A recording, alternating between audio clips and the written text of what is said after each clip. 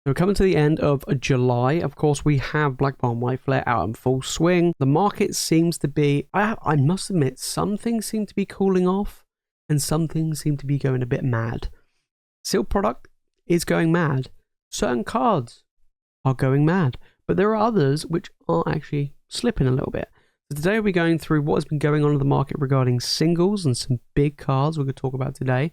Some have been going up, some have been going down, and there's still lots of plays that people are doing here and there when it comes to single cards. Sealed, different ball game, but today we'll be focusing on the single cards because I kind of feel like at the moment now's a good time to pick up some cards that you may be thinking about getting, missing in your collections, missing for those master sets, or like me, where I'm like, you know what, I really like the Articuno from Journey Together. I'm gonna hold off, wait to get cheaper, and then pick it up. Stuff like that. So let's find out. So we are here with the movers and shakers. We've got two of these to go through today. I'm trying to catch up on some of these. So this is from TCG Player. We'll see what has been going on. And it's going to be interesting. So first off, we have the Pikachu from Generations. Incredible artwork. I actually talked about Generations recently when I covered big boom in ETB prices. And Generations is ridiculously expensive. Like, no matter which way you look at it, it's insanely expensive. But it's getting old, right? And there's some beautiful cards in there. This Pikachu is one of them. Another one that comes to my mind is the Flareon. Some big EVs in this set as well. But this Pikachu has been seeing incredible gains over the past 3 months. I mean, it was literally $52 and it's more than doubled in value. We go back over the past year and we can see this card was $20. Holy shit, that is insane. So let's take a look at what they have to say about this one. It says, what a climb on this one. Printed in Generations Radiant Collection. This full art Pikachu is coming up to a decade. Oh, has it been a decade? Oh yeah, it would be actually, yeah, because the next one's out next year. Crazy. Saw a jump in the COVID craze, which, a lot of things did, and then it dipped back down to as low as $15 back in 2022. Wow. Now look at it, it's $112 or whatever it is, or $13. That's just crazy stuff. It began the year around $30 and added only a few dollars in the first 2 months of the year, but beginning in March, Pikachu went on a run, jumping up to 45 by the end of March, 55 6 weeks later, and now at the midway point of July, he's jumped up in price again, thanks in large part this week to a buyout. It's one of these things, but that's the thing with single cards, and especially on places like TCG Player, is you are going to get individuals that will just buy out individual cards. They're like, oh yeah, you know what, this card's interesting, boom, buy it all, right? And we've seen it time and time again. One I always refer to as the Drowsy from Scarlet Violet Base. People get caught in the hype, they buy into it, and then they lose a load of money. That's pretty much it. Now, it's a bit somewhat different with older cards because there's just less of it around and maybe less of it raw in good condition and so on and so forth that people can get hold of. Whereas the Drowsies are just absolutely ton of it, right? So with this, I'm like, Pikachu could dip, and we could see it dip, and I can see it slide even further. Market manipulation at its finest. This is definitely one of them, but it is a big mover, but due to a buyout. Then you got the Lugia Legend card from Heart Gold Soul Silver. I always thought the artwork of this, when you combine them, was pretty epic. I did. You look at 155, go back a year ago. It was an expensive card. It did dip actually to around 110, but it has seen a bit of a climb, which is pretty good. And it said that this certainly looks a bit odd at first glance, especially without its counterpart. But I'll note that as silly as it might look to some people, almost every major card game around has gone the style of the design at this point. Oh yeah, like when you combine the two, of course. Like I said, I like it when you combine the two. It's pretty cool. It's kind of like, I don't know, for me, these type of cards, like a card like this, I'm not a huge fan. I'm never a huge fan like the, was it the break cards you got from XY? Didn't like them either. So for me, this is kind of an interesting one, but it did go up as well. It ends Reshiram. Now, this is the promo. This is the stamped promo. This is the one that you got in the enhanced booster boxes.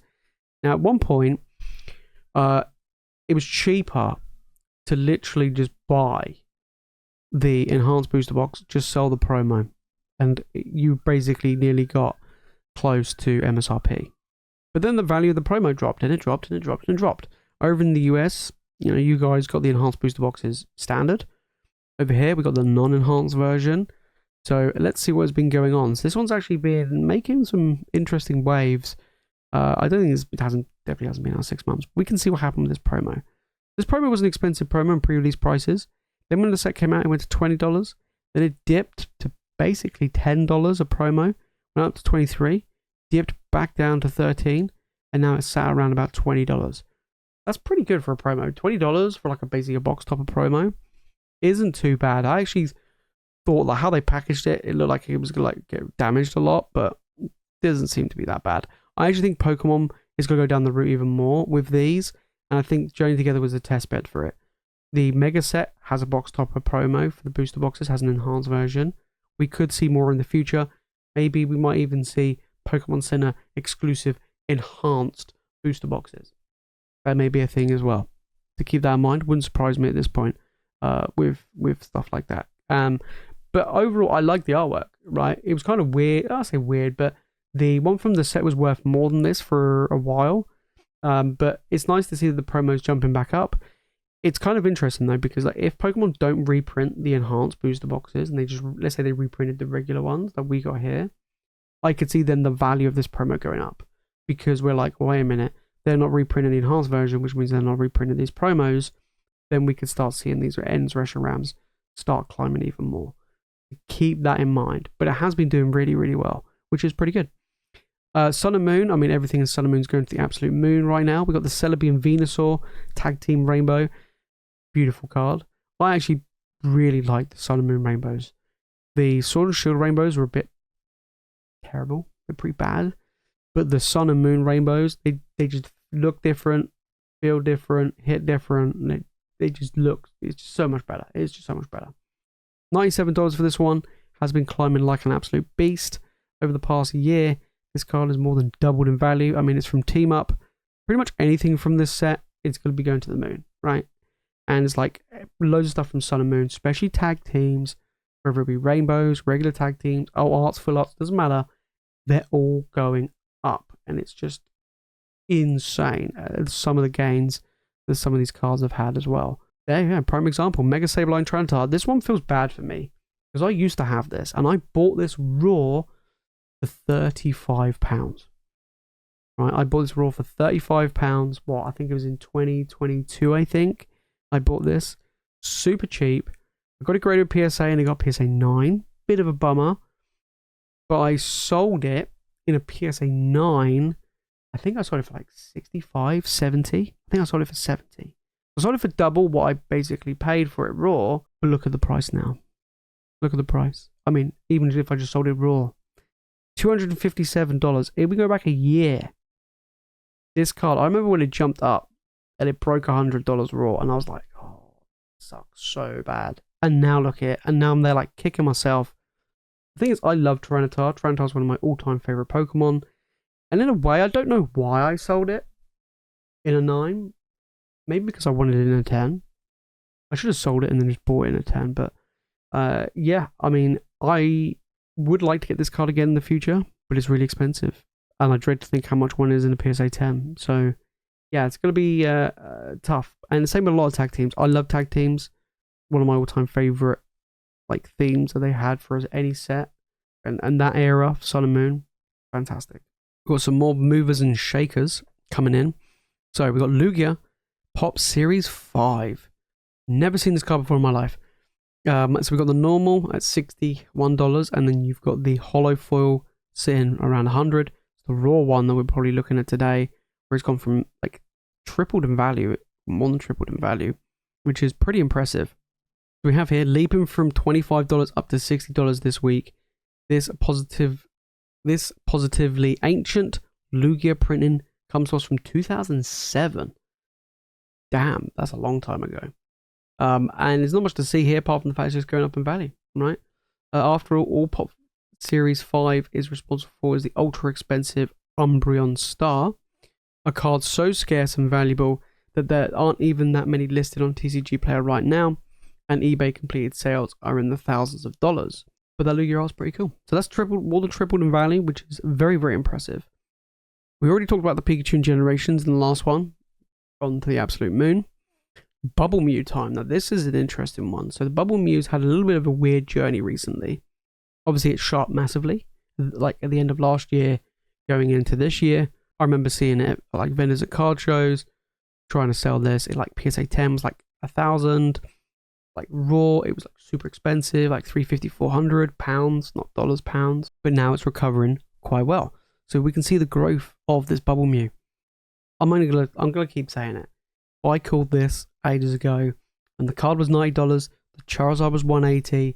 I was like, the Bubble Mew will become the most expensive card in the set. Buy it now if you want it at $90. Look what happened, right? So we got here 420, and like I said, this was the start of the year. That was where I was going to some of the card shows and saw what was going on, and then it just slipped. Okay, it's not like we had a lot of reprints of Paldea and Fates or anything like that. We had a small amount. We had some booster bundles. We had a small amount of tins, but that was about it. It wasn't really enough to cause much impact. It's such a hard card to pull, right? But it did dip. It dropped over $120, which is a lot. But now it's trickling back up, and it's around $350. So that's pretty good. So we have here the Mew was the chase card. So it says Mew EX 232 has been a chase card ever since it was first printed in Paldea and Fates back in early 2024. The set's about a year and a half now. But what exactly that has meant has changed in 18 months since. So yeah, we go half a year and a half, sorry. The card started for a pricey 90 to 100, stayed there for 9 months, but then came the big boom of late 2024, and then Bubble Mew was off to the races. The price officially peaked at 422 market price back in February, and like many other special illustration rares of the past few years, then became to sell down to the price where it's at now. Of course, Magikarp, as they say here, was a big one that did pretty well. Magikarp is up from 210 to 240 in the past month. Surging Sparks Pikachu grew for the first time in a while, adding $10 to its price, so it sat around about 270. It says now Mew is joining the trend. The price has gone up on a huge run this month, jumped from 290 on the 1st of July up to 340 today, with just a handful of live listings of near mint copies. I think this is going to be a redonkulously expensive card in the future, like that Gengar level from Fusion Strike. That's where I see this in. Then we got my ultimate chase card, the Latias and Latios Art Tag Team. I would love to have this. This is, like I said, my ultimate chase card. I have held one in a PSA 10. We graded one with PSA for one of the members on the channel. Came back in a 10. It was absolutely wild to have that in my hand. But a year ago, this card was $850, very expensive. And it was like between this and the Moonbreon, they were kind of like duking out of like what's going to be the most expensive modern era card. And now we're sat at over $2,000 raw. So it's more expensive than the Moonbreon. It is now the ultimate modern era chase card. And it's just so good. It's just so good. It's just an amazing artwork. So it just says, just when you thought this couldn't get any higher, it continues to establish records for modern printings. Set Team Up came back out in 2019, shortly before the world shut down, and that meant a lot of copies of the Latias and Latios GX never made their way into the wider world. The price has been nothing but up in the years since, but even in that context, 2025 has been a banner year for the hard art. Love it. So good. The market price in January for it was a mind-blowing 1,100, but the market today over 2,000. So it's pretty much doubled in value in 7 months. And says, go figure, the less scarce printing Latias and Latios GX from the same set is even more on a percentage base this year, going back from $20 in January to almost $60 today after a particularly strong month. Saw it go from 45 to currently 58. Then we got the Marnie's Morpeko. This one is a promo card. I don't think I've ever seen this card before. Where have I not seen this card before? So this one here, $25. It hasn't been out that long. I don't know what it came with. I don't actually know what it came with. So you're looking at around about $20 odd, nearly doubled in value. This is another promo card, although this one is at least current, and another huge week. Marnie's Morpeko spent the last 6 weeks around $15 where it debuted at. What is it from? Guys, let me know in the comments. What is this Morpeko from? I don't think I've ever seen it before. You got the Rayquaza promo. What's the Rayquaza? Oh, that's not... Yeah, okay, that's the Celestial Storm Secret Rare. Okay, that's pretty cool. But yeah, beautiful artwork, doubled in value. Yeah, let me know in the comments. I don't know where it's from. Then we've got Victini, another promo from a Black Star promo from X and Y.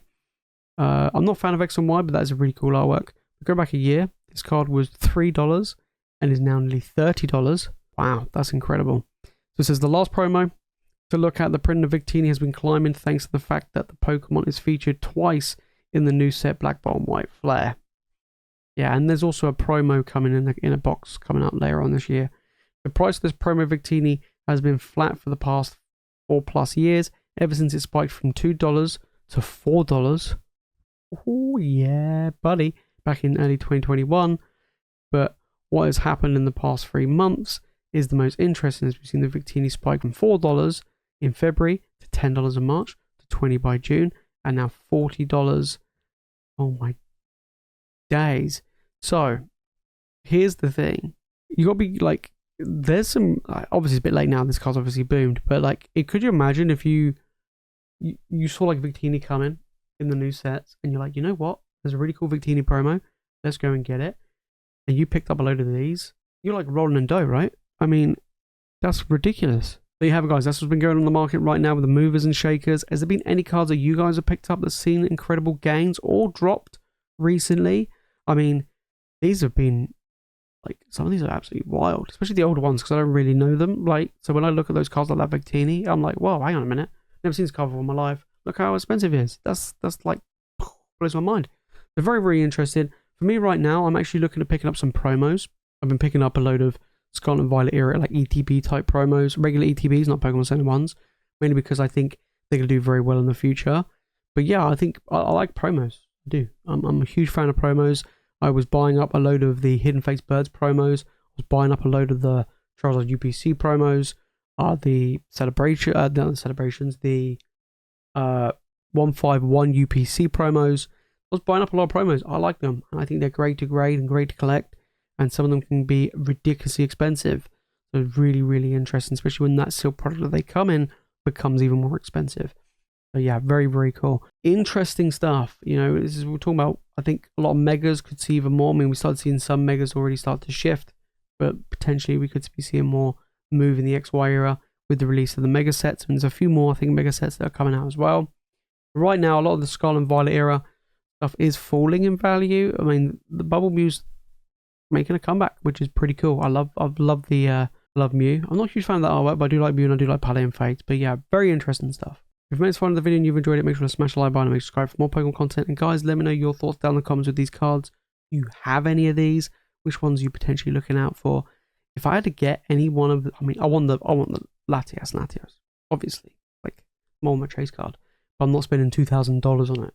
Well, no, not at the moment. I would, like, maybe if I had the money and could afford to do that, then I would. But right now, it's just not the case. But that's it from me, guys, in today's video. For more Pokemon content, make sure to click the video on the screen, and of course, make sure to hit that subscribe button. And as always, thank you so much for watching. You guys are legends, and I'll see you in the next one.